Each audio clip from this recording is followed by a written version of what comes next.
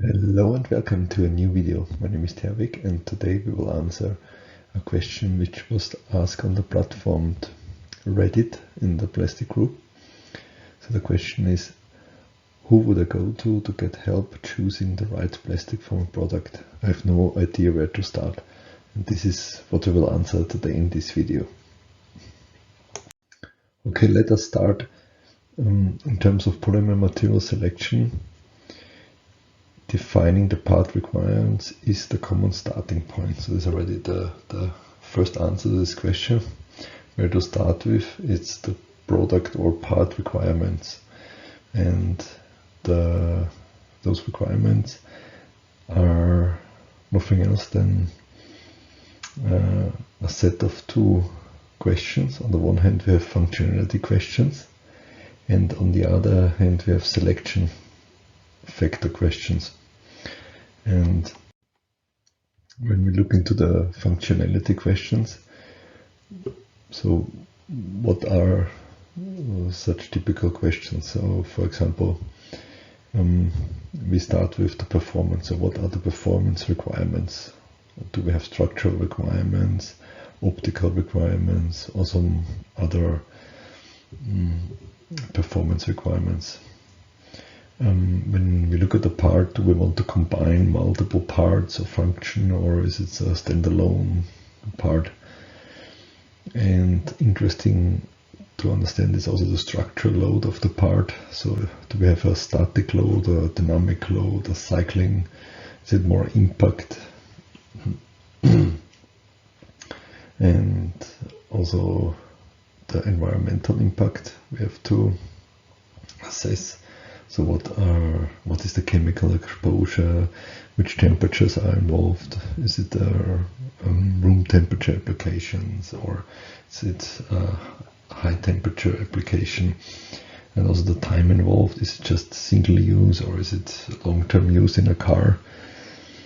And this is also the last question, expected lifetime of the product.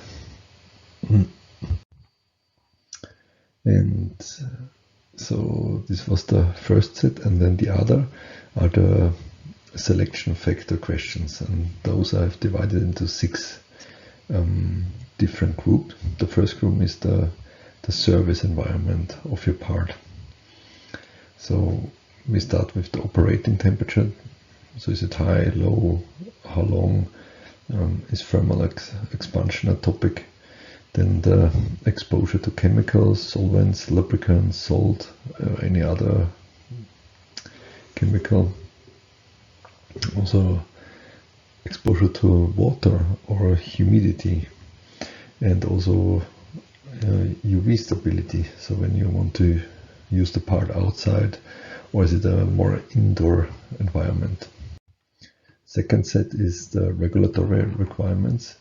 For example, do we need to fulfill a flammability rating, such as the UL 94 for different wall thickness? Do we have contact with food, or do we need to fulfill medical standards? Or is there other regulations, such as the IP44 for electrical devices, where certain dust or humidity is not allowed to get into the part? The third set is the types of load at the service temperature.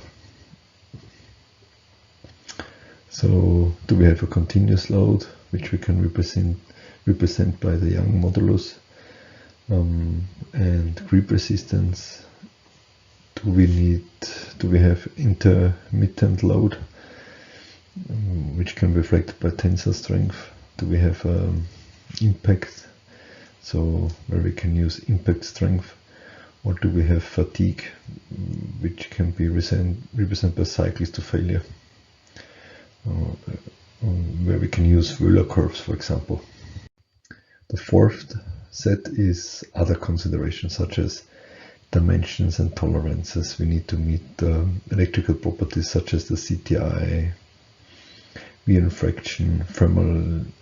Do we need a thermally conductive material with or without electrical isolation? Are aesthetics a topic, or color? And do we need to paint it or print something on it? and also the lifetime needs. The fifth set is the processing technique and fabrication method. So most of the parts are injection molding and extrusion, but we can also have thermoforming. Do we have a post-processing? Do we need to assemble something via screws or laser welding or adhesive or any other secondary operation? And the sixth set of questions is the economic and commercial considerations. So depending on the thermoplastic involved, it's useful to have then a material shortlist, and on basis of this you can evaluate certain commercial considerations. So now we discussed the common starting point. So it's the product part requirements, which consist out of functionality questions and the selection factor questions. Then now we know the requirements. Now we can go into the polymer performance pyramid, where plastics are divided by performance. On the base you have the commodity plastics, so which are highly available at low cost and fulfill basic requirements, as for example polyolefins, polypropylene, polyethylene. Then we have the engineering plastics, such as the aliphatic nylons, so aliphatic polyamide, PPT, POM, polycarbonates, and on the tip, it's the top of the pyramid.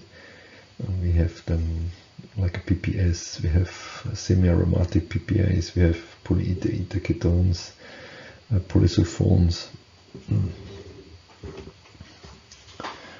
and now you can take your requirement sheet and look in the pyramid which of the thermoplastic can fulfill these requirements. And with this rough polymerity you can reach out to your material supplier or also local distribution companies and start to discuss the proposal, and they can come with counter proposal based on the requirements and so on.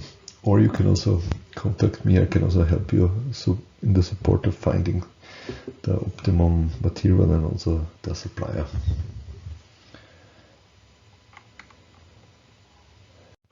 Okay, that was it for today. I would like to thank you for watching. Until next time, bye.